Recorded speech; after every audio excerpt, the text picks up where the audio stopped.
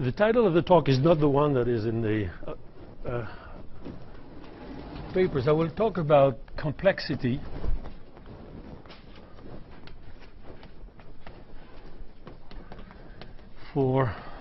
of functions of many variables. Right? It doesn't seem to be the same thing, but it will be. So I want to start with, if you bear with me. So first, many of the things I will say might have an overlap with things that you already heard, probably from Giulio, maybe from Florent. So in any case, repeating is the art of teaching. So what I want to understand is the following things. And start with a mathematical point of view, a geometric point of view, and then end up with applications and ideas in statistical physics or inference and data science and things of that nature if I can. A lot of what, this is just the beginning of the thing, so a lot of the things I'll be saying are open problems. Very many things are, of course when I say open problem for a mathematician, maybe for some of you they are solved, but there's a little gap here. So here's the question. I want to take a function. The important thing here is, maybe I should put smooth. So I want to understand why functions of very many variables are complex. I have to define what complex means. But the complexity will not come from the fact that the function is terrible. The function will be smooth. Okay? So the context here is I will have a function f of x. X will be in our n, if you prefer, or in any manifold of dimension n. Think the sphere, or whatever your preferred manifold is. And f will be smooth, always. Smooth meaning as many derivatives as you want. Okay, and I want to say that some of these functions are complex and some are not. So, of course, there are many ways to define complexity. One, of course, is to say, for instance, that this function is more complex than this function, which is reasonable. So, of course, the difference here between these two, here I'm in dimension 1, so it's not in very many variables, it's 1. But the difference between the two, of course, can be seen in different things. For instance, here, number of critical points. I have quite a few. Right? Here I have only one. Or, for instance, topology of level sets. Let's imagine that I draw a level U here. And if I look at the sublevel set, the set of x's such that f of x is smaller than u, you see here that it's a very disconnected thing, whereas here, of course, it's a very nice object. So the topology of the two sublevel sets are very different. All right, so these ideas are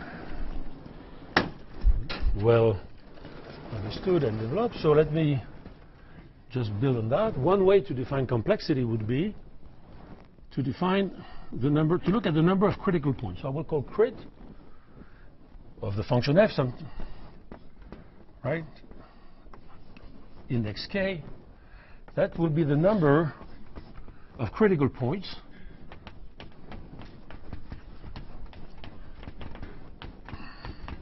of f of index k. So a critical point means the points where, of course, the gradient of f is 0.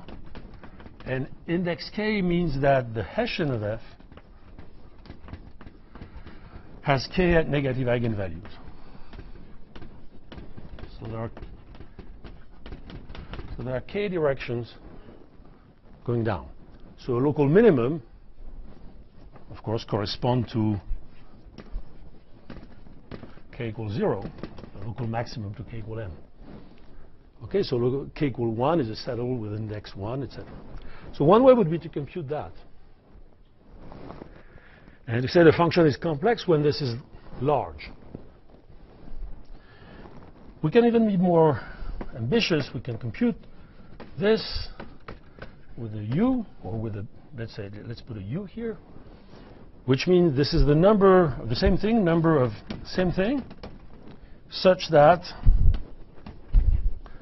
f of x is less than u.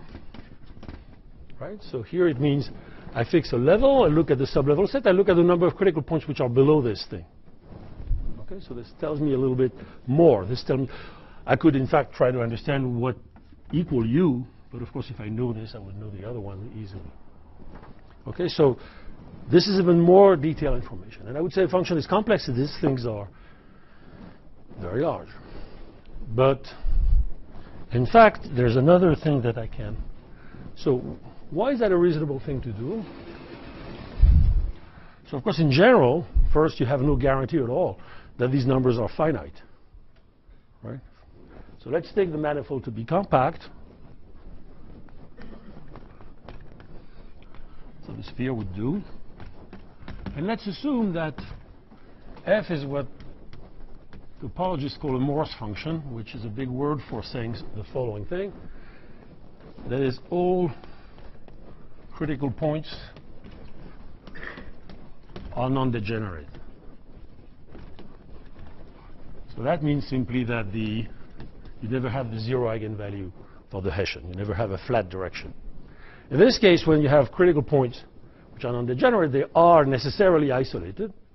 If your manifold is compact, you will have a finite number of them. So in this case, all these numbers are finite. Okay? So we can count.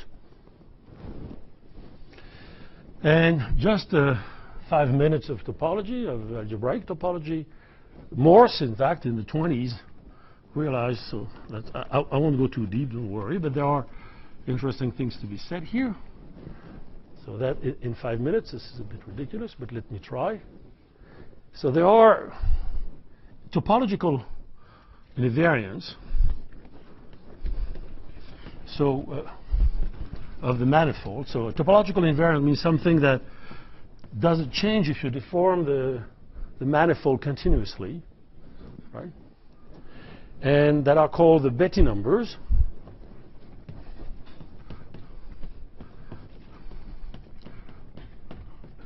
So they are very old objects. They were introduced by Poincaré a long, long time ago.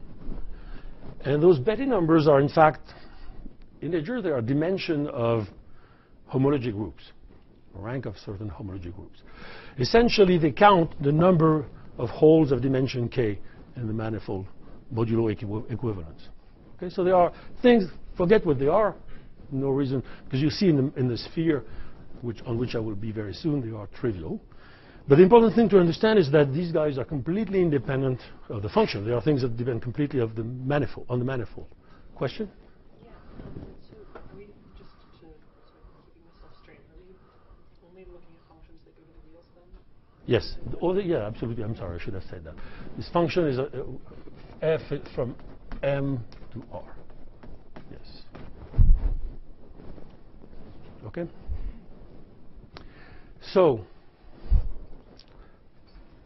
now what the Morse theory tells you that you have constraints on this number of critical points given by the topology. So you have the weak constraint, the weak Morse inequalities, tells you things like crit k of any f is larger or equal to bk of m. So whatever you do, the number of critical points has to be like this. Then you have strong Morse inequality, which are, say something like, let me just give you one which would not even be a Morse inequality, but which would be an equality. If you take this alternating sum of those guys, so you take crit 0, which are the number of minimum, minus crit 1, plus crit 2, etc., plus minus 1 to the n, crit n. This is the same as b0 minus b1 plus b2, etc., plus minus 1 to the n, bn. And that's a very strong thing. It's equal. So for any function, this thing which depends on the function is equal to something here which depends only on the manifold. Right? So this number does not depend on the function. And this guy, of course, you may have heard it. The name of this is the Euler characteristic of the manifold. So it's a topological invariant. Yes? Yes, only. That's precisely the strengths of this. for any manifold, you have these numbers which depend only on the manifold, and whatever you do with a smooth function, you will have to respect these things. It's a constraint of, you cannot change it, right? So let me give you an example. So, trivial example, take the sphere. So here, of course, replace n by n minus 1 because the sphere is of dimension n minus 1 here. Then the first and the last Betti numbers are 1, and all the others are 0.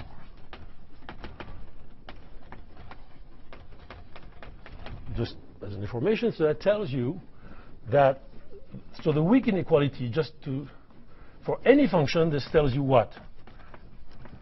Essentially nothing. In this case, nothing, because the sphere is a trivial manifold. Because it tells you that you have at least one local minimum, when k equals 0, and at least one local maximum, which is not a big deal. Right? Any smooth function will have a local minimum and a local maximum. But the next thing is more interesting. It gives you that this sum of alternating is a constant, and it's 1 plus negative 1 to the n minus 1, which is the Euler characteristic of the sphere. So it's either 0 or 2.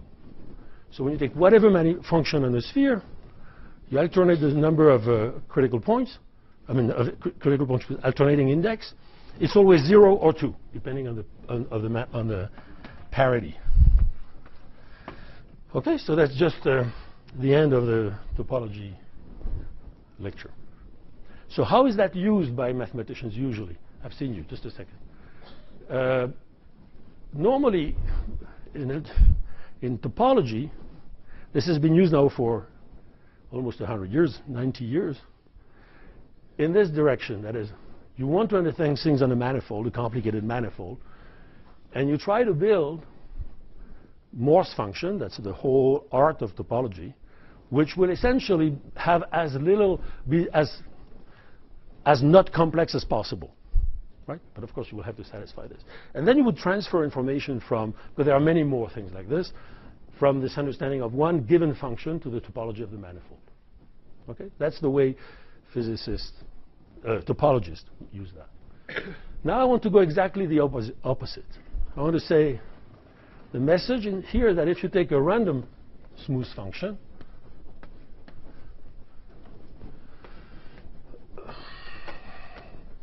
of course, I would love to say something like a generic smooth function, but random will do, is way more complex. Can be, because of course not necessarily, can be way more complex than what the Morse theory says.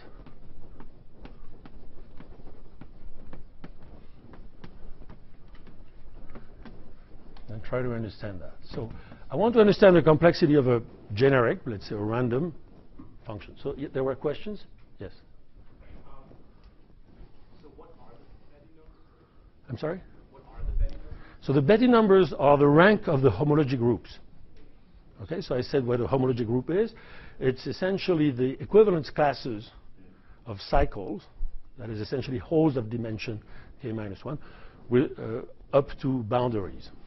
So it's a long story, but it counts the number of holes. For instance, if you take a sphere, I gave you these things.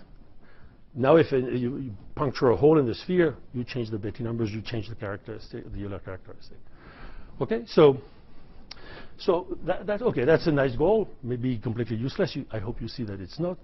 But how do you do that? How do you compute complexity? So there is in order to do that. So now let's imagine that. So now choose. I'm sorry? No, random. I will choose random functions. Okay? So choose now f to be a random function. Okay, so it will depend on x, and if you want an omega. And for simplicity, for the moment, even assume that it's Gaussian. Right, so it's a Gaussian field, if you want, on the manifold, on Rn or the sphere or whatever. So in order to define the law of this thing, you need only two things. You need its mean, which I will call, let's say, m, like mean, and you need its covariance, the two-point function, which I will call, I don't know, C of xy. So if I give you a mean and a covariance, of course this has to be positive, has to be a covariance, then there will always exist a Gaussian function, random function with these things. And under a reasonable condition, this function will be smooth. Okay? So take a function picked randomly. Yes?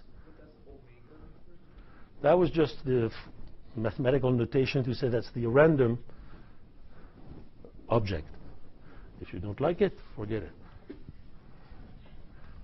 Okay? That's the realization, yeah. Okay, so let's restrict ourselves for the moment to this context, which is not enough, but as you will see, interesting. So I have a function like this. Is it complex or not? So before going there, let me start with maybe the simplest. Wow. Okay. With the simplest situation. Let's take what is the simplest possible function I can think of? It's polynomial, right? So let's take a polynomial. Okay, and I want to make it even simpler than that, because polynomial can be. So I will take it homogeneous of degree p. Let's say. Okay, so hard to make a function simpler than that. And now take it, since it's homogeneous, restricted to the sphere, right? Because it's homogeneous, you can just look at it on the sphere, and you have the whole information. Okay, and I say, so can that be complex or not?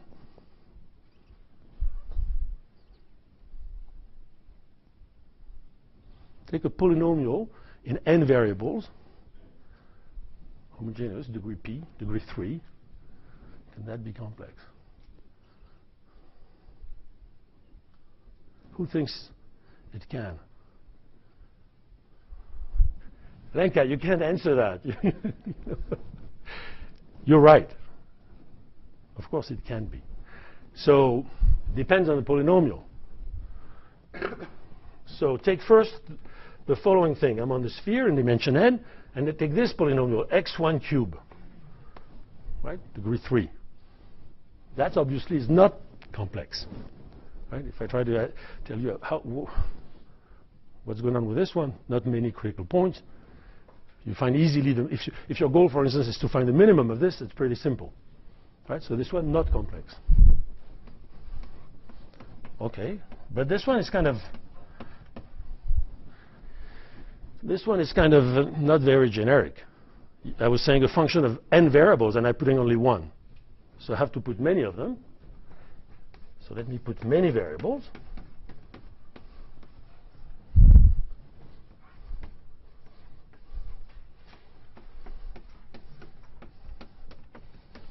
And I sum over all possible and 3 tuple, triple, right? And I have now coefficients. And so if I choose these coefficients to be IID and 0, 1, I mean Gaussian,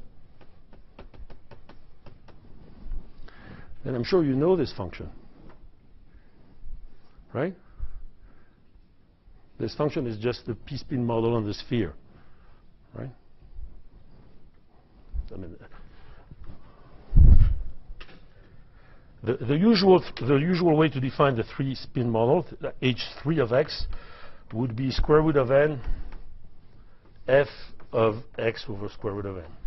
Because normally, of course, we define a p-spin on the sphere of radius square root of n, and here I was on the sphere of radius 1. But apart from this, if you do this transform, this is the 3-spin model. And you expect the 3-spin model to be complex. Right? So we will see that. But let's have just a word on how do you do that. If you're a physicist, and you're all, or most of you, you do the natural thing, which is to take this, the Boltzmann, the Gibbs measure defined by this, use replica, learn what Parisi told us, and then let the temperature go to 0. Right? Here I have a mathematical approach. I don't want the Gibbs measure initially. I want to go the other way around. I want to understand the geometry of this, really.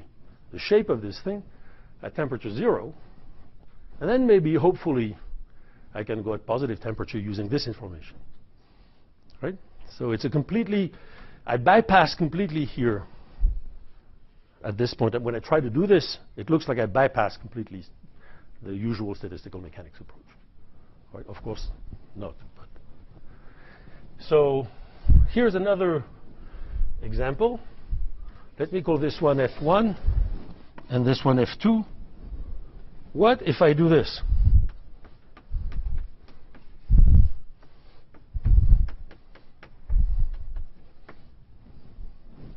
Right, I take a very complex one and a very simple one. What happens? Right? It should depends on lambda. Right?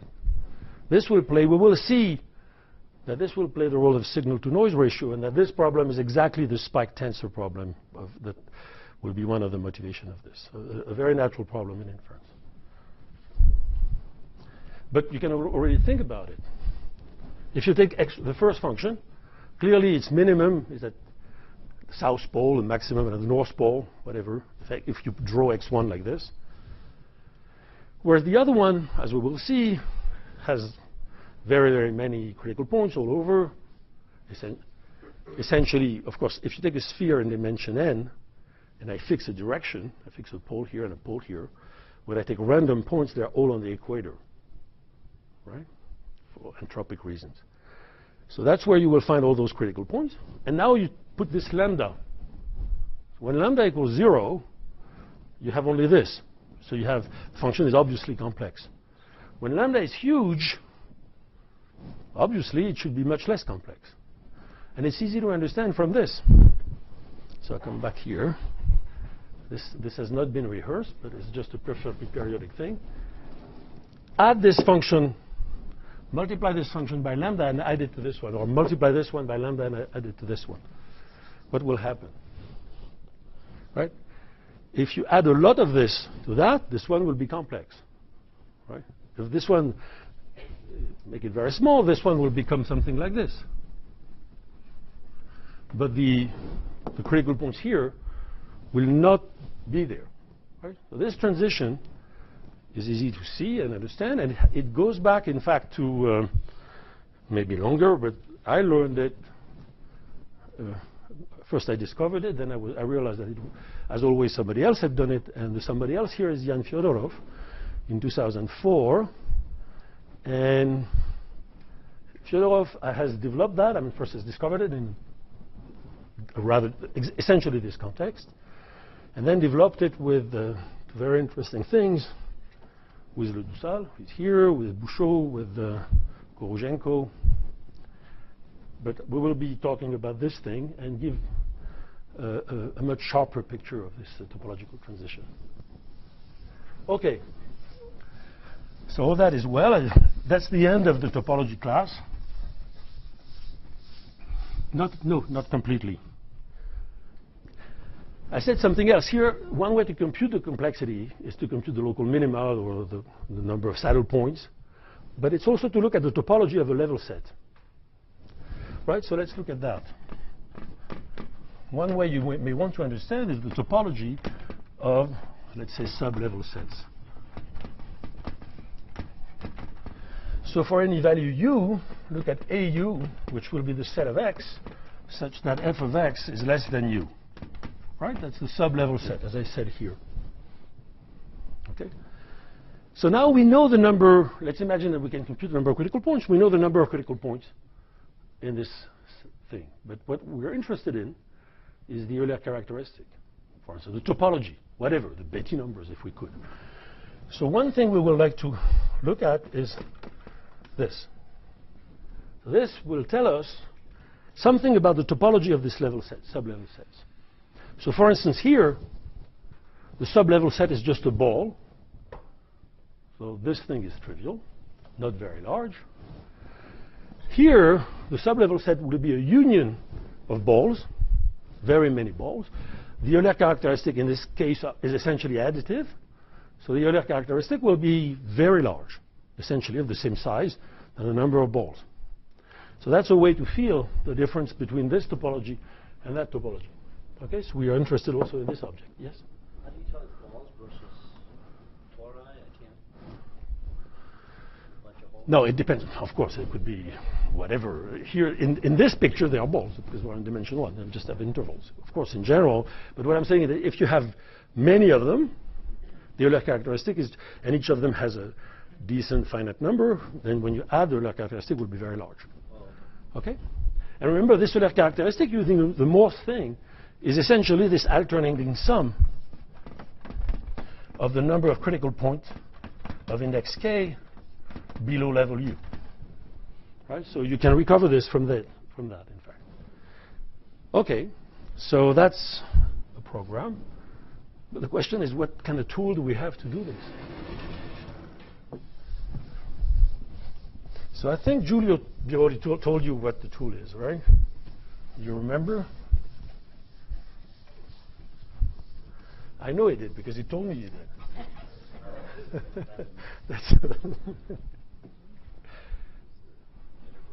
Yeah. So you remember the name? Okay, it's worth remembering. So there's a very nice formula which is called cat's rice.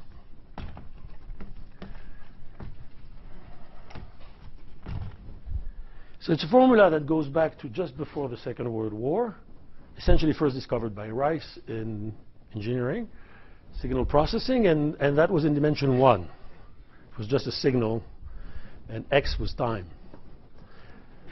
And then Katz, but Rice didn't publish it. Katz did it again after the war. He was doing exactly something which seems a pure mathematical enterprise. He was trying to count the number of random polynomials, of roots of random polynomials. That's why he did that. But of course, this formula then has been generalized to much higher dimension, many more situations. If you want to learn about this, there are two very good books. Pretty recent, maybe 10 years old, 5 years old.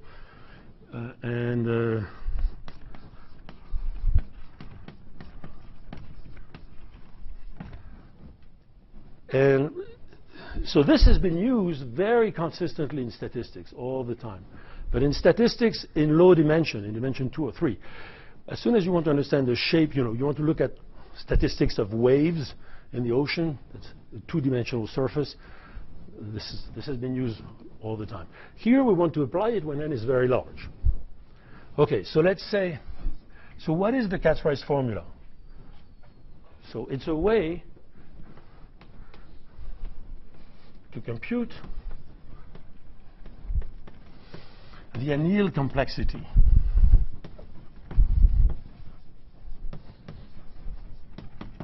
That is to compute things like expectation, the average of the number of critical points of xk. And in fact, if you insist, if you really want to do something a little painful, you can even compute all the moments of this. All right? That's a formula which gives you this. But this formula, so I will of course say what it is, but this formula must be remembered. So at least it's absolutely safe in a Gaussian case.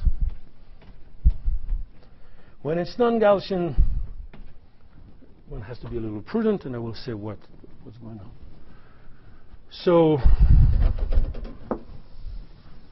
I'm sorry, who's asking the question? What? The question is solved? Yes. Good.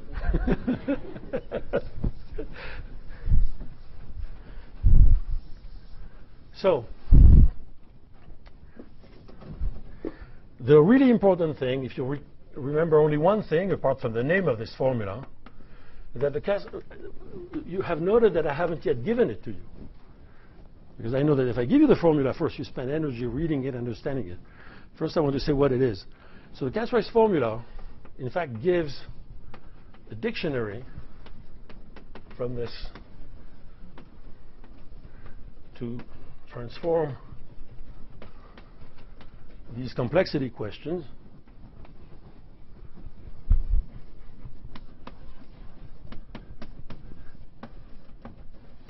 into random matrix theory.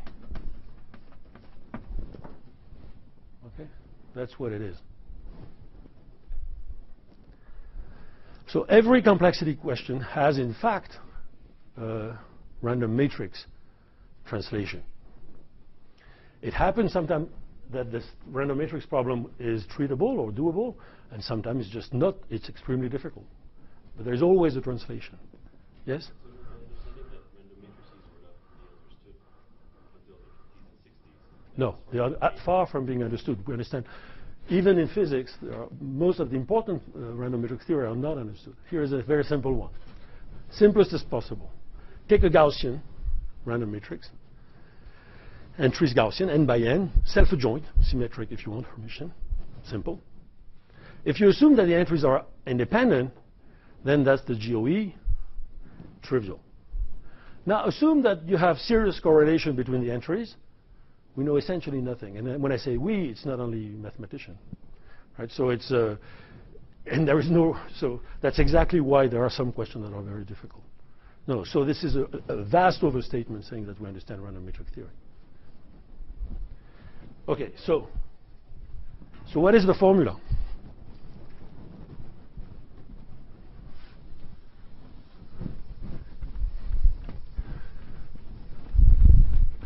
So I give you the formula in the Gaussian case.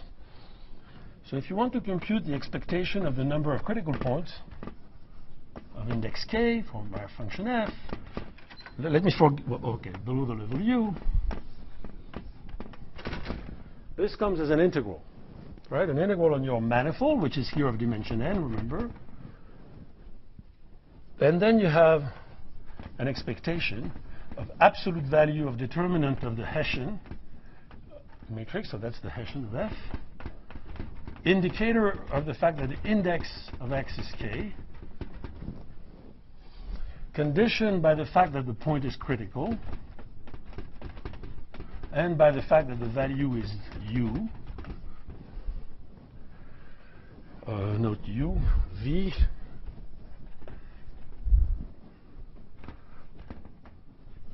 and then you integrate here phi of v0 x dv dx. Okay, so let's look at this. So first, what is this thing? This is simply the density. It's the density of the distribution. It's a Gaussian density of the distribution of f of x and grad f of x. Right? You look at the distribution of the function and its gradient. It's of course Gaussian. If f is Gaussian, this is Gaussian. It has a density. Look at this density. Put it there. You integrate here up to the value u. Remember, because this meant that I was looking at values up to u. I integrate on the whole manifold. So here I integrate on x, which is the position of the point. Here I integrate on u, on v, which is the value. And what do I integrate? The expectation of the absolute value of the Hessian, indicator of equal k, condition. Right? So the hard part in this thing, as always, is this absolute value. Yes? Can you explain what that means between one subscript? Oh, that means the indicator function that the index is k. So you have this discrete number of critical points, and you classify them by their index. Remember the index number? If you want to forget that, don't put the k here, and then it means you compute the total complexity, and forget this, right? Because you know, if I sum on k, since the index has to be 0 to n, then if I sum on k, I will have all critical points. I could also, of course, put this u to be plus infinity, and then it means I don't distinguish between indices and values. Here I'm giving you the most detailed information, but you can, of course, integrate to get the total complexity. Okay, so how do you, and here's another, the other formula. If you look at the Euler characteristic of the level set, the sub-level set, it's the same thing. Exactly the same. Yeah, but there's no index, of course, here, but you have the determinant without any absolute value, conditioned by the same thing.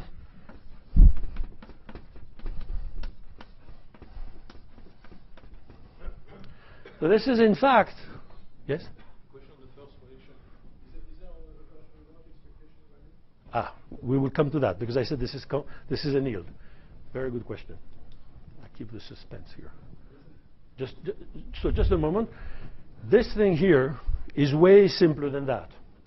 So most of the things you find in those books I'm giving here are studying this, right? Because not having the absolute value makes it much simpler. All right. So now the question was, is there a version without the expectation? So yes, in fact, under many, many conditions, but there is one, and it's well known in math. It's called the co-area formula. In physics, it has no name because it's supposed to be trivial. Of course, the co-area formula has been developed for spaces with singularities, for functions which are not smooth, whatever. But essentially, it's the co-area formula. The real question is when you want, here I have this conditional expectation. So, for instance, if I take something random, and if I don't assume it to be Gaussian, essentially I can do that too by integrating the co-area formula. But what does the Gaussian hypothesis bring here? That this conditional expectation is any conditional expectation is always a pain to compute. But when things are Gaussian, this is very simple. This is linear algebra. Right? Because if I give you the law of f, it's easy to find the distribution of grad f. You just differentiate. Right? If I give you the law of f through the mean and the covariance function, from this, it's easy to find the distribution of the vector grad f by just differentiating these things. And then of the matrix Hessian of f, too. So you can compute easily the joint distribution of f, grad f, Hessian of f. Okay?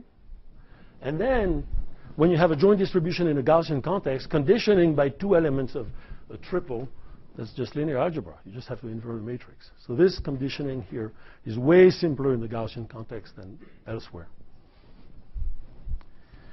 Okay. Yes?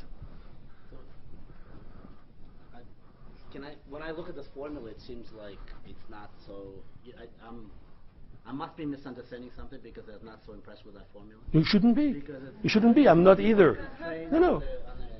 The gradient is 0 and It's the technicalities to prove that are painful. But yeah, of course, it's absolutely what you think it is. So what is it? So what is the? I mean, obviously, but on the other hand, it has a name, so it must be something. Because when you have to prove it, it's a little harder than this, right? You just write with one. If you don't want to compute the number of critical points, but for instance, the number of places where a function vanishes, as you do, you just say. That's why I'm saying it doesn't have an integral of Dirac mass at 0 of f of x, and yeah. But if you want to make proofs of that for a random process, it's a little bit of work. But it's not. I'm not saying it's a big formula. It's just a formula. There are plenty of formula that are trivial and have names. So that's one. It's the index. Index of the function at point x. But here you assume that fx is a critical point. So you can look at its Hessian and look at the number. So it's a critical point. And you look at the number of negative eigenvalues of the Hessian, the number of directions that go down. Okay? Again, if you don't like the index, forget all the k's in the formula and they are still true. Yes? So what is the simple meaning of the formula? What? What's the very simple? Okay. Let's do it. Instead of here, you're computing the zeros of a gradient, right? Because we're computing the number of critical points. Let's simplify. Try to compute the zeros of a function. That's also the Katz-Rice formula initially. So you look at the number of points where the function vanishes. You write with physics notation. You would write the integral of Dirac mass at 0 of f of x. Right? Then you expand the Dirac mass. And essentially, and if f is Gaussian, you essentially find this. That's what it is. So again, it's not a hard formula. Okay. The important thing is to realize that that's what it does. So why is this a link with random matrix theory? Where's the random matrix in this formula?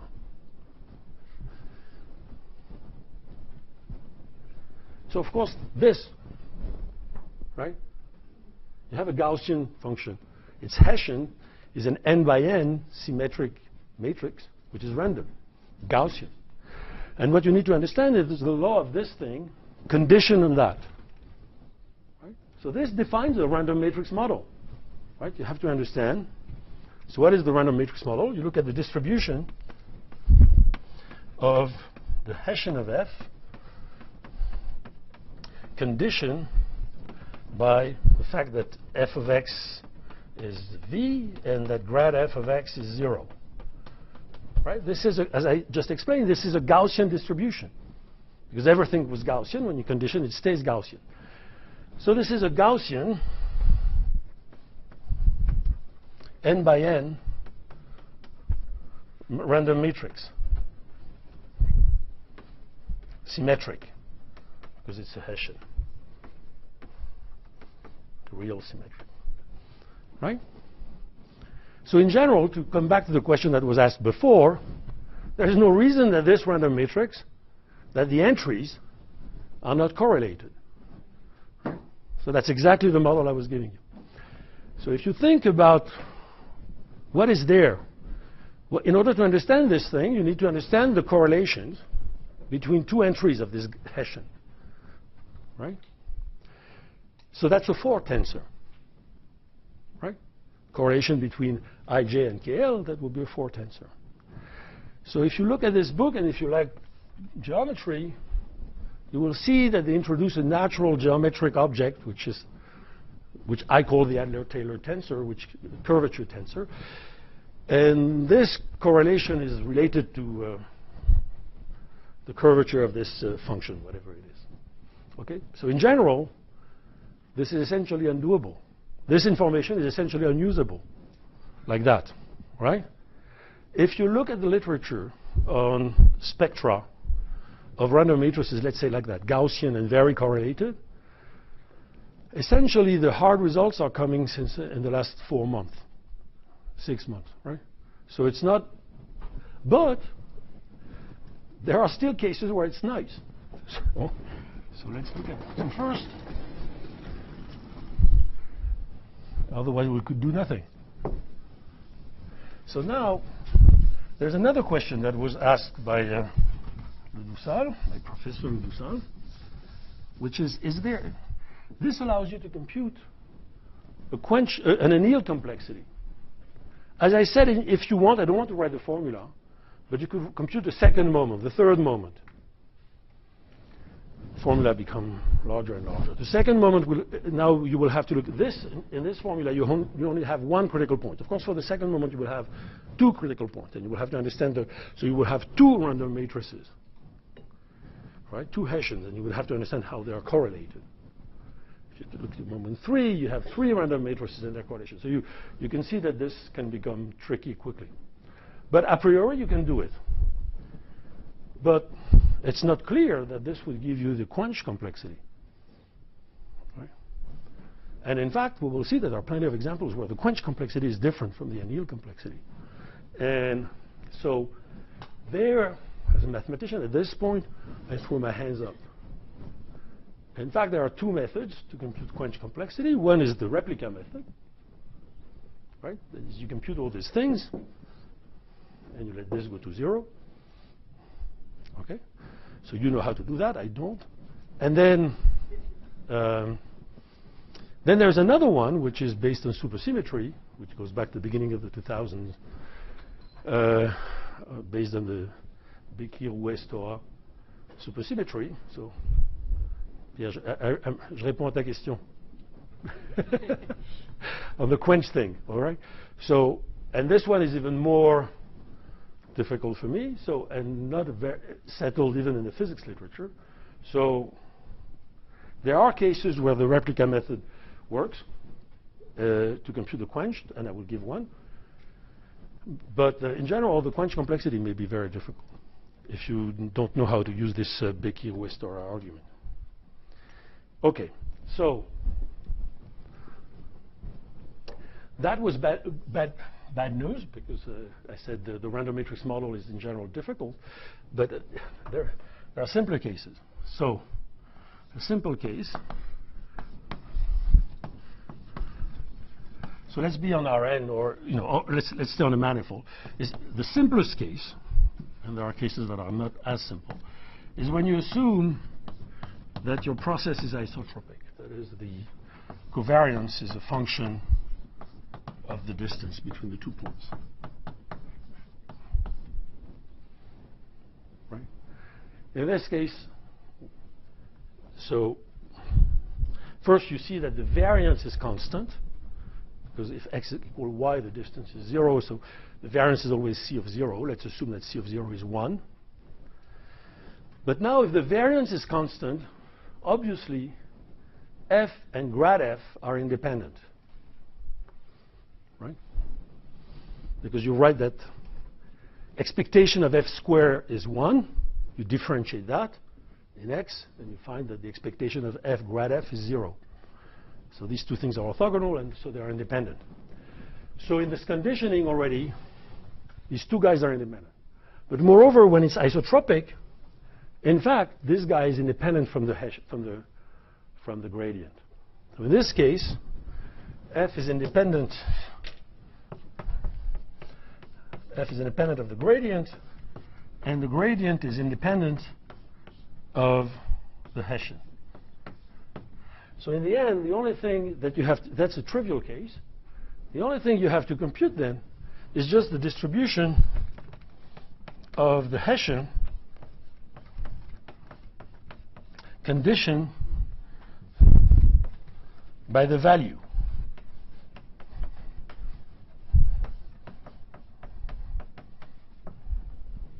Right? That's the only thing you need to compute. And when you compute this, what you find in an isotropic situation is that this Hessian is a GOE shifted, right, by the value essentially multiplied by a constant. So that's the source of many, many easy computations. Right? Yes? Could you say again why isotropicity? So this one is a little, I mean, I could do that. Let me redo this one. Here, the covariance at xx is always c of 0, right? So for any x, the variance is 1, or whatever, constant. So I write that I differentiate this with respect to x. Right? Expectation of f square of x, I differentiate. I get expectation of f grad f. And that is supposed to be 0, because that was a constant function. Right? And then f is orthogonal to grad f, but everything being Gaussian, they are independent. And you have a similar reasoning, a little more complex here. All right, so where do we find examples of isotropic models that are not ridiculous?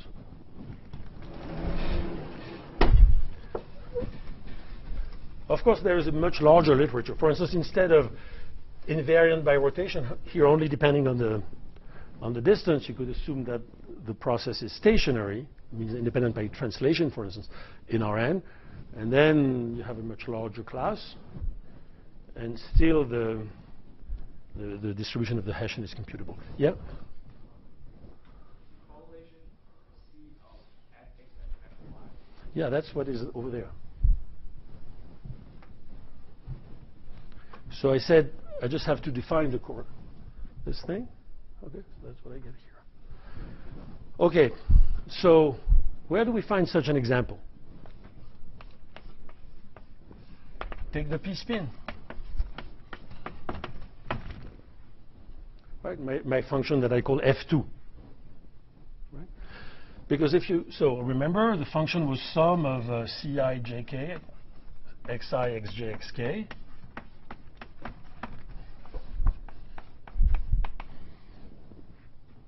Okay. So of course here the mean of this is 0, because here my ci jk are Gaussian and centered. I didn't put any field. So the mean is 0. And the covariance is easy to compute. You all know, of course, that the covariance at two different positions for the p-spin is just the overlap, inner product, whatever you denoted, to the power p. Here 3. right? But if you are on the sphere, p spin on the sphere, spherical. This is, of course, a function of the distance on the sphere. It's an isotropic model. Right? Because that's the inner product, of course. The distance is just the cosine. I mean, this is the cosine of the angle, and the distance is just the angle. Okay? So this is a function of the distance, so it's an isotropic model.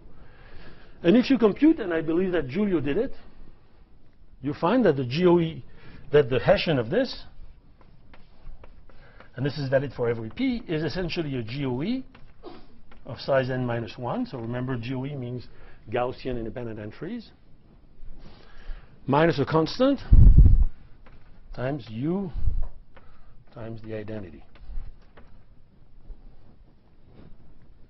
Okay, so it's just a shift of the GOE. So it's a very simple thing. All right, so once you have this information in distribution, and you plug it in, this formula becomes simple. What do you have to compute? The density of this is very simple. We don't have to condition. So in the end, what this boils down is to computing the expectation in this case. So this is where the dictionary works.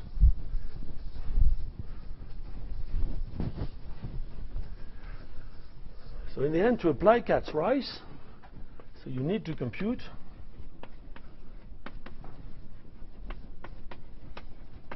the expectation of the absolute value of the determinant of a GOE of size n minus 1 minus a constant times identity, absolute value, and maybe with indicator that the index is k, if you want.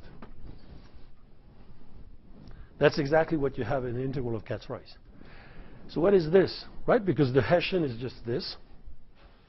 So what is that? That's just the characteristic polynomial of this matrix, right? So what you have to compute is simply the expectation of the absolute value of the characteristic polynomial. All right? That's hard usually. It's a little bit of a pain. For the Euler characteristic, you would have the same formula, but without the absolute value. So much simpler. Okay. So just thinking about how does that work? What is kind of the order of magnitude of this, and what kind of result can you expect? I just write that this is expectation of exponential n times 1 over n log of this, right? But this is a product, so this log becomes a sum. And with this value cu here, cu minus lambda I, where I from 1 to n minus 1 are the eigenvalue of my GOE. Right? Let's forget this term for the moment, just to simplify. Right?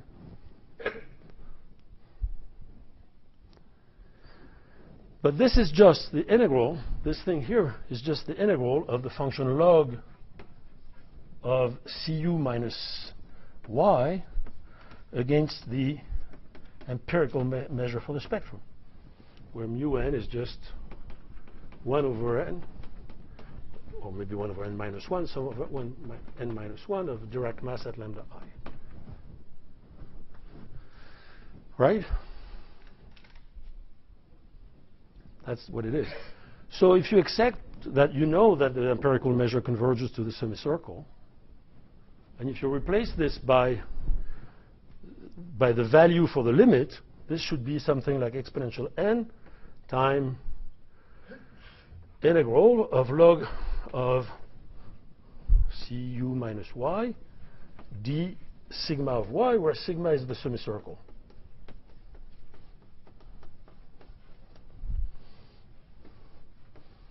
Right?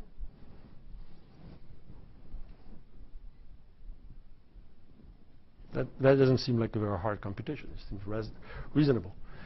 Except, of course, I need a very strong approximation here. This object converges to that. Maybe, of course, the log is a pain. but it's inside an exponential. So I need to have very strong concentration properties of this on its limit, right? So we will see that this is the case. The probability that this is far from that, that the object at finite n is far from its limit, is exponential minus n squared. So in the scale exponential, n doesn't play a role. All right? We will see that. And so essentially this result is correct. And this gives you a possibility for a computation here. Right? So what do we find when we do all this? Of course, incorporating the index here, I on purpose erased it. Incorporating the index is a little more delicate. So what do you find? You find that, of course, this 3-spin is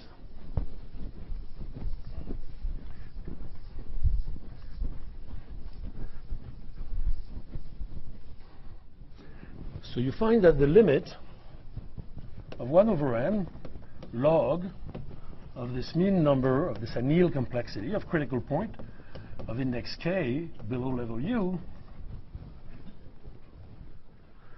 this exists, and it's a number, theta k of u, that we can kind of give you over there, depending on k. So here I'm taking the limit with k fixed and n going to infinity. Why am I doing that? Because, of course, maybe in the end I will be interested by the bottom of the landscape, by the local minima. And local minima is k equals 0. Right? But you could ask yourself, there are other possibilities. You could look at the index k, which will be a fraction of n over 3. And then you would have a different theorem. Okay? But, and these theta k are explicit, all of them.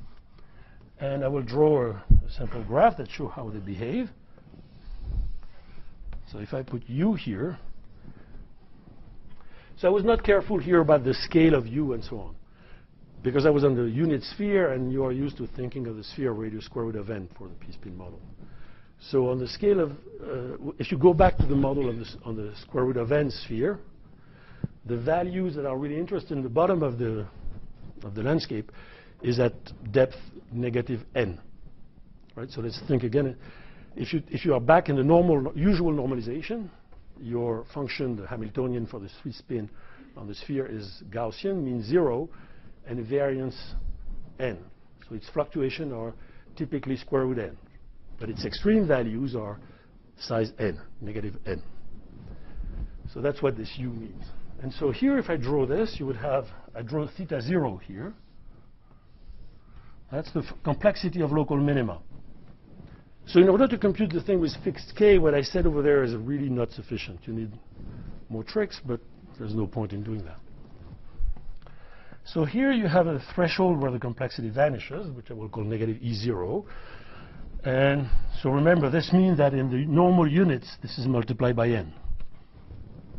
Right? Your typical value is 0. This is the energy. Up is high in energy. So the typical energy is value 0, very far here. Fluctuations are somewhere here, and these are the bottom thing.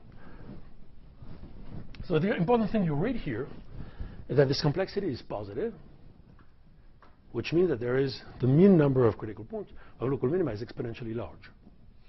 So this function is indeed complex. There's a threshold here, which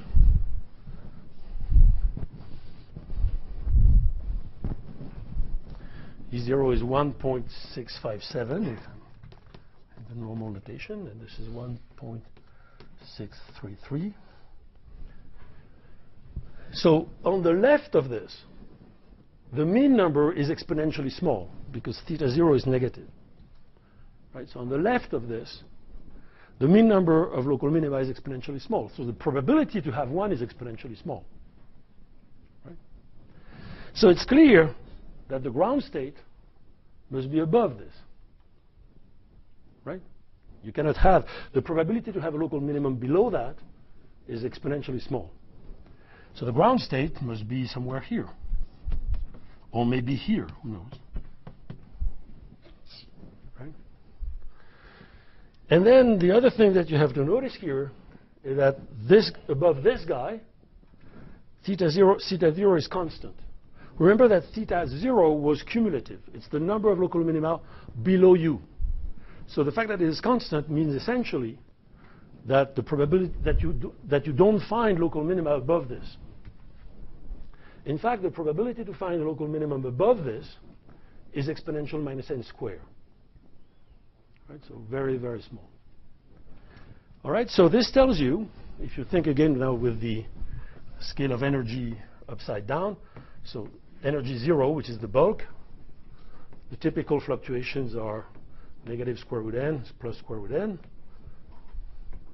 typical. And then you have these two thresholds, which are very low, minus E infinity times n, minus E0 times n, and of course, in between, the mean number of local minima is exponentially large, and they are all very low. Right? So here you have two pieces of news. Imagine you want to minimize this function, of course, whatever way. The good news is that if you end up in a local minima, they're all very low. The bad news is you have very many of them. Okay? So for the moment, I cannot say that the ground state is really here. Right? It's tempting. But why? Because, of course, this computation is just an annealed computation. Right? Yes?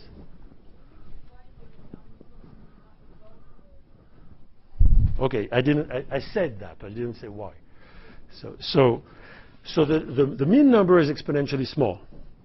So the probability that there is, because it is not exponentially small, but this mean is constant, right?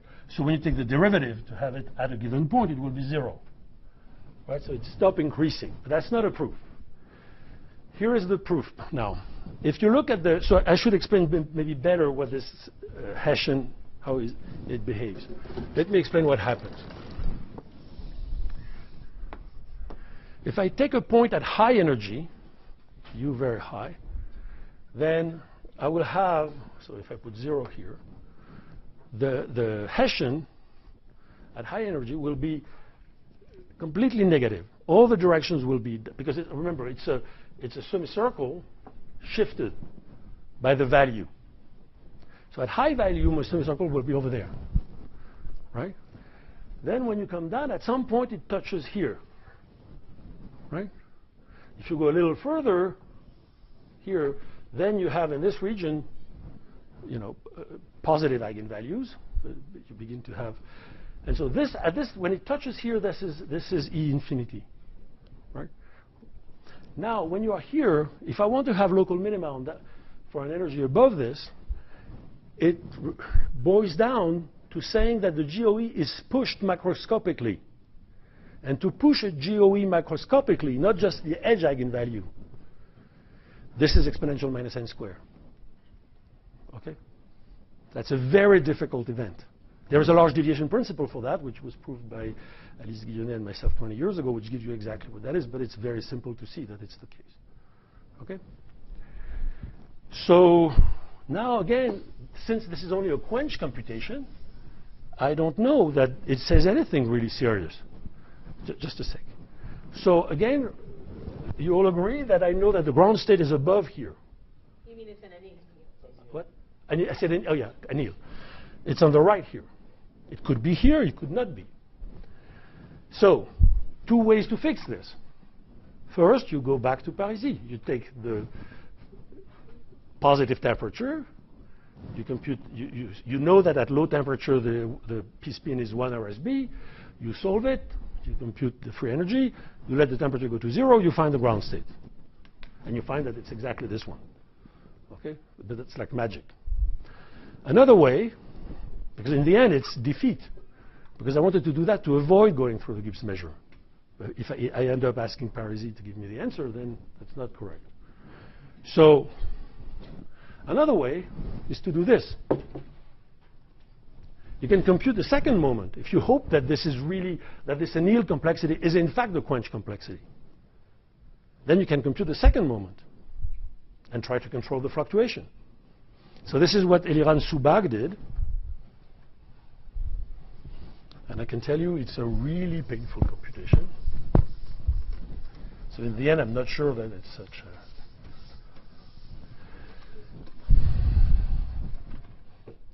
So Jan Subag, who is a grad student, and now a postdoc at Courant. So computed you just do the second moment method. And using the second moment, you prove that you have concentration. And so that in the end, the number of local minima, when u is below negative E infinity times n, the number of local minima divided by its mean goes to 1. Right? So with this, in fact, you prove that the ground state is really here, without using the Gibbs measure at positive temperature, directly at 0 temperature. This computation is painful, and if you want to look at, there was subsequent beautiful work of Subag and Zeytouni. That was in 16, that was in 15. Yeah, these results were a bit earlier by, I should have mentioned, these results are by Aufinger and Czerny, myself. And so they studied the extreme values process. With this, you can understand, using this, you can understand, you can go much deeper now, you can understand what the behavior, what are the lowest point of energy. You have the ground state, maybe the second ground state, and so on. And this converges to a Poisson point process, a Gumbel distribution. So if you don't know what Gumbel, do you know what Gumbel distribution is? No. If I give you n Gaussian variable, n01, nothing complex like this, just independent Gaussian variables, right? So you know that, let's say centered, variance 1. So you know that their mean will, empirical mean will go to 0. You know that divided by normalized, it goes to, it is Gaussian, of course, in this case. But if you look at the extreme values, they are of order square root of 2 log n. And their fluctuations around that are given by the Gumbel law, which is a specific law. So you have a complete description of the extreme values of a Gaussian. Here, you have many, many Gaussian on this sphere, but they are far from being independent. Right? So if you take log n, of course, n here should be taken exponential. But anyway, when you, it may be a surprise that it is Gumbel. Gumbel means that, in fact, those deep points behave like completely independent. And of course, it's perfectly natural, because you find those deep points, they are essentially distributed randomly, right, on the sphere. So when you take 2 points randomly on a sphere in large dimension, they are orthogonal, right? So if they are orthogonal, then they are independent. Because remember that the covariance was essentially a power of the inner product. Right? So that's the reason for that. It takes a much longer time to do that. And then in a paper just after that, Subag did what I mentioned before, studied the Gibbs measure at very low temperature using this. So let me tell you what the benefit of this is. But before doing that, I will explain something more. So that was theta 0. What about the saddle points of index 1? It's like this. And of index 2, it's like that. So here you have a negative E1, here a negative E2, etc. And it continues, of course, with all the finite indices. Yes? So why do they all satellite to the same level? That's the very interesting thing. Exactly the same reason. In order for one of them, you're looking at let's say the 17th eigenvalue, okay? And you want it to be above this, because it's the 17th eigenvalue, let's say the third, it has to push the bulk. And pushing the bulk is extremely rare. Exponential minus n squared. Okay? But anyway, they all saturate that. But there's one more thing to say, which is not at all clear.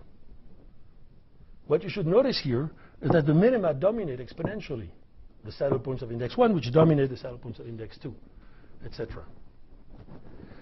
So when you mention that, when you give this talk in front of topologists, there's always one to say, impossible. Because, of course, this think of the Morse theory that I told you.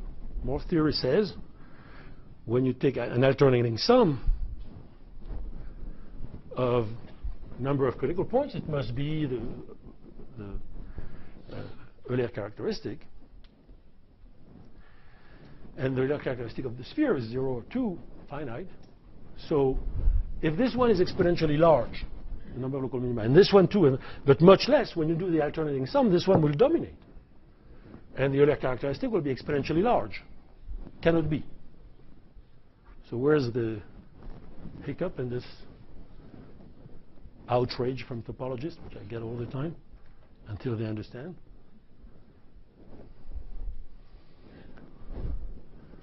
It's of course because the Euler characteristic you have to look at is the Euler characteristic of this manifold, not the whole sphere. In fact, if you look, here I said K fixed. To have this thing on the whole sphere, you have to look at all possible indices, like n over 3 or n over 2. And then you have very, very many of them, which are above this level. Right? So index, for instance, if you take a typical point, its value will be 0, and what will be its index, a typical critical point? N over 2. Right? Just because this... so why would it be n over 2? Because typically, you have as many directions going down than up. Right? So you have very many other critical points above this. And so using all of them, the Morse theory that I told you is not violated.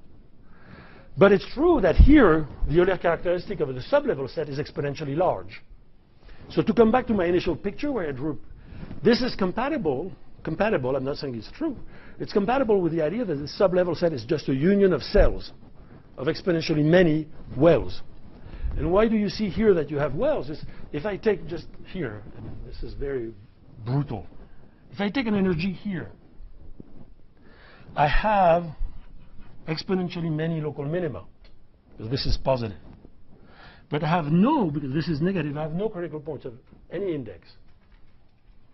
So in order to move from one of those local minima to another of them, I have to climb until I find a saddle point. So I have to climb at least this. In fact, I climb much more. So this, in fact, tells you that these wells have extensive barriers. You can, in fact, also look at the statistics of those barriers. Yes, extensive meaning scale with n, which tells you that the time to equilibrate, the time to cross all these barriers, the metastable states, would be exponential n if you do Langevin dynamics for this. Right? So let's think 1 minute. When do I stop? At 30? 15 minutes? Good. So let's think a minute here, very just hand-wavingly, I'm sure you know of that, about dynamics. So let's start with a point in the bulk. So my energy is 0. And I do Langevin dynamics at very low temperature. So I should end up at this height, for instance. Right? Equivalence of ensembles, fixing a very low temperature or fixing a very low energy should be roughly the same thing. So how do I come from over there, or if you want from here, to down here? Obviously, it should be that I go around here, in fact not exactly here, a little bit above it, rather quickly. And then as soon as I want to get into this phase, this hard phase, I will be exponentially low. Right? So this is also now, of course it's well known in physics, it's also a theorem in math, a theorem of Okosh Jagannath and myself, and with many other problems. I'll come back to these questions of dynamics. All right. So that was, don't believe that. So that sounds, you see how much I had to simplify. I took a Gaussian thing. I took this isotropic case. It works, of course, for every p. Right? What I described here was p equal 3, but it works for every p larger than 3. Of course, not for p equal 2. Right? Because for p equal 2, remember, I'm looking at a homogeneous polynomial of degree 2. On the sphere, that's a quadratic form. How many critical points has a generic quadratic form on the sphere?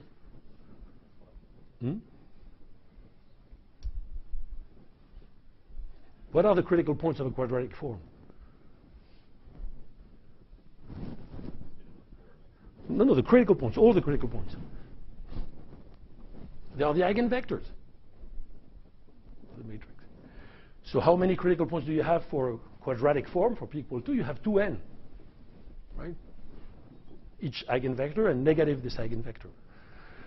So you have many of them, but you don't have exponentially many. So p equal 2 is not in this class. But any p larger than 3 or equal to 3 will be like that. The picture is exactly the same.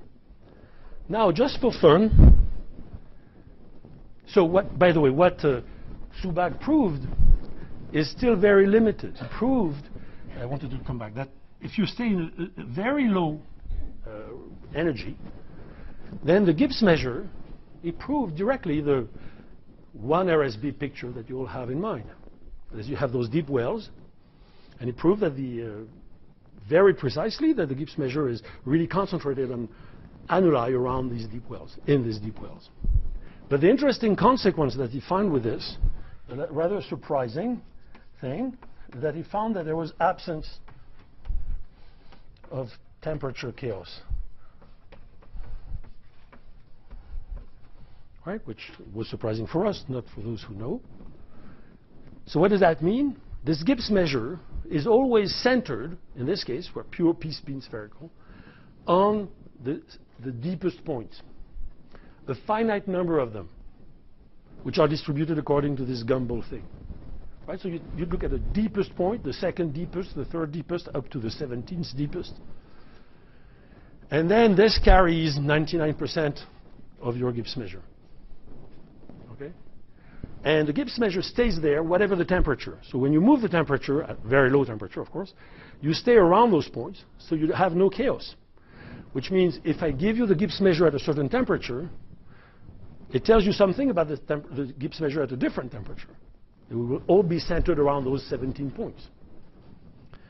Okay, that's interesting. Now let's take, just to close this, let's take a mixture. All right, so here there was a function which was a p-spin, polynomial of degree p. I'm not forced to take homogeneous polynomial. I can graduate into non-homogeneous polynomial. So let's take a polynomial, yeah?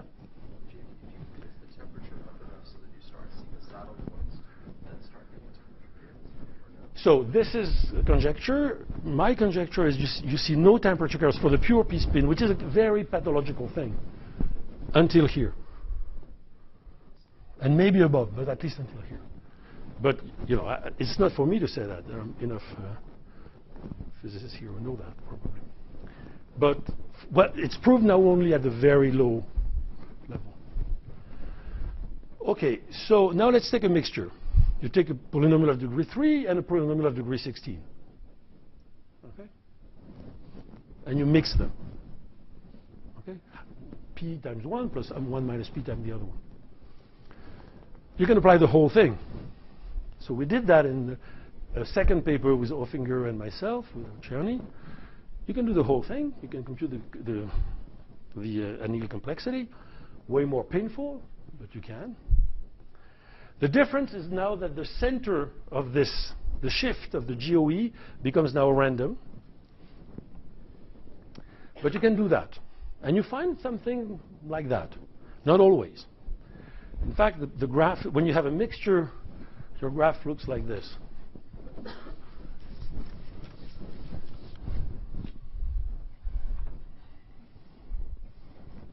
So you have another phase here where all the finite index are the same order. That is, the local minima do not dominate. But you still have some because it increases. OK, so interesting. But you can ask yourself, and of course sometimes you have the same picture with the x-axis being here. If the x-axis, I cannot move that, but if the x-axis is here, it means that or above that, I'm sorry, it means that your exponential complexity is always negative. So, you know, you don't have this terribly complexity thing. But if you have a picture like this, with a mixture, you still have the question, is this the ground state? Right? Remember that Subag did it for the pure case. And the answer is no. It's easy to find examples where the ground state is really here, above the threshold of anneal complexity. So what does that mean?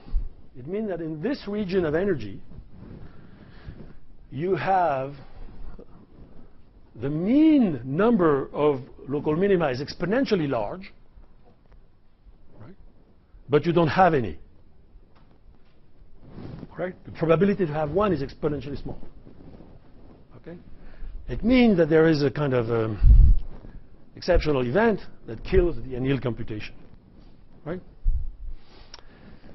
So this may look like the fact that this computation is not strong enough. We should do better. So in fact, if you look at this mixture 3 plus 16 in the physics literature, that's Marinari and Bilouard in 2007 or something, you see that if your mixture is close to pure, so close to 3 or close to 16, then you have the same 1 RSB picture than for pure. And the threshold is correct. The anneal complexity at the bottom is correct. But if you're in the middle, then you have a 2 RSB phase. And then, even more in the middle, you have a full RSB phase. In fact, 2 different full RSB phases. Right? So when you are full, forget this computation. Right? So it's not, this is not the end of the story. We can compute this anneal complexity, but we should be able to compute the quench. And in particular, in this such an example, do understand what's going on. So in a recent work with Subag and Zeytouni, we look at this mixture when we are close to p-spin, close to pure. And we prove what I said. That is, essentially everything works the same, except that now, and this is interesting, now you have chaos. So if you take a P and you mix with a little bit of Q, a tiny bit of Q, it used to be that your Gibbs measure was really anchored at the deepest minima. Now it's not true. If you change the temperature a bit, at every temperature you have exponentially many of those local minima. And the Gibbs measure will be concentrated on wells which are completely different from one temperature to the next. So you do have temperature chaos. Right? So these things are rather delicate. And I think, so that was a story about physics and so what will I do next time?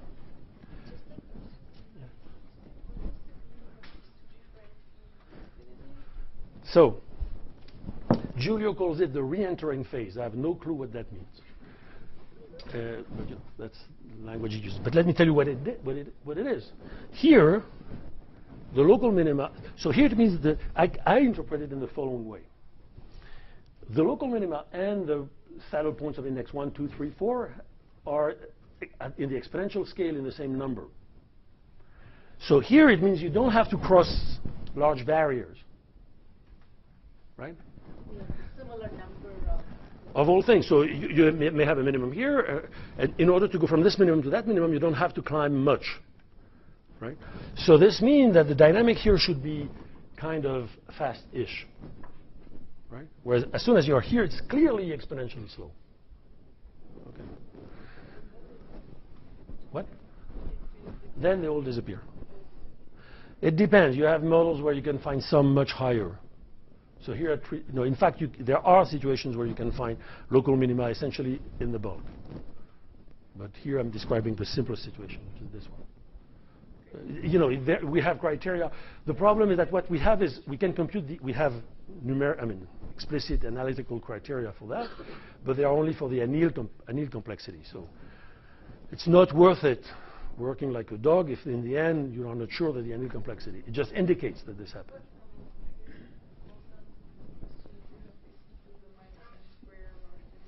Yeah.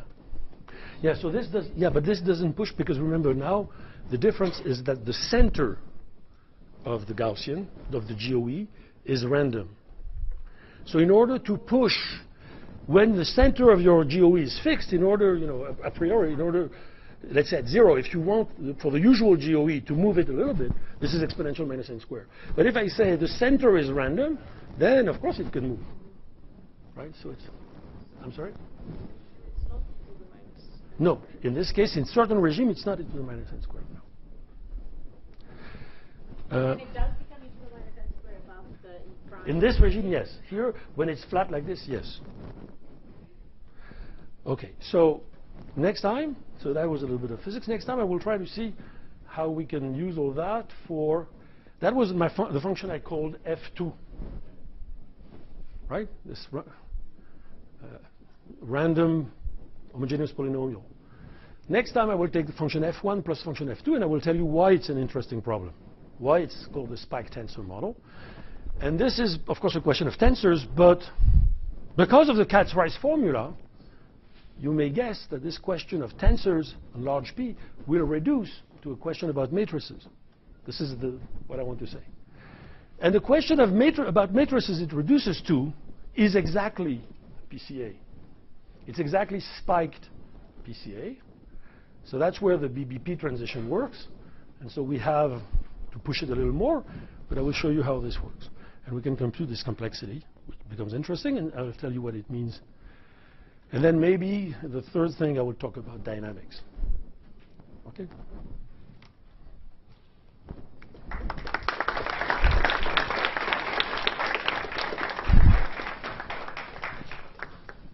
Questions? Yes? You know about the precise functional form of the curve over there? Yeah, it's explicit. I can give you the formula. Is it complicated or? No, not very complicated. I'm just curious. Let me tell you what it is. In order to do this, what your GOE, because I told you it's a dictionary, so let's always translate. Trust me in the translation. Let me give you the translation in random matrix. What this is supposed to do is you have your GOE, and you're asking the lowest eigenvalue. So you know that the GOE, the lowest eigenvalue of a GOE, sticks to the bulk, right? If you have a GOE like this, the lowest eigenvalue is very close to the bulk here, right? And it fluctuates like Tracy-Widom. So we know that. But now you're asking that the GOE, in order to be at this depth, you're asking the GOE, the bottom eigenvalue to be far. There is a large deviation principle for that. This is a cost which is exponential minus n, because moving one eigenvalue is not exponential minus n squared, it's just one, right? So if you want to move this eigenvalue, if you ask, I want this eigenvalue to do something atypical and go inside the bulk, then the probability is exponential minus n squared. Because the lowest eigenvalue to get in pushes the bulk. But to detach, it's exponential minus n. And this is a very simple function, which is included with much more mess in this formula. But it's not a big thing. Next time when we have the spiked model, you will see it's horrendous. But this time it's decent. I can write them if you want. Next time I will do that. I will write all the formula.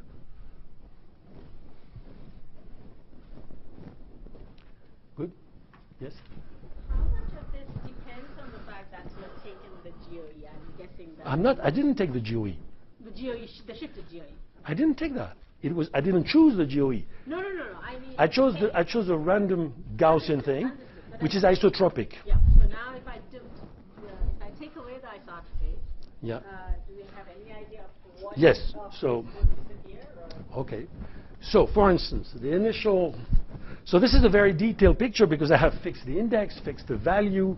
Let's imagine that I want just to compute the total complexity. All indices, all values. If you're on Rn and you look at a stationary invariant by translation, but not by rotation, so the covariance depends on the vector u minus v, but not the norm. Then, first, those covariants have been classified since the 50s. We know all of them. And in this case, this is what Fyodorov looks at. He shows a transition for this total complexity. Because in this, if you do something less detailed like this, what you need is not that much. You just need, so this is what I'm doing now in more general models with Paul Bourgade. I could explain that.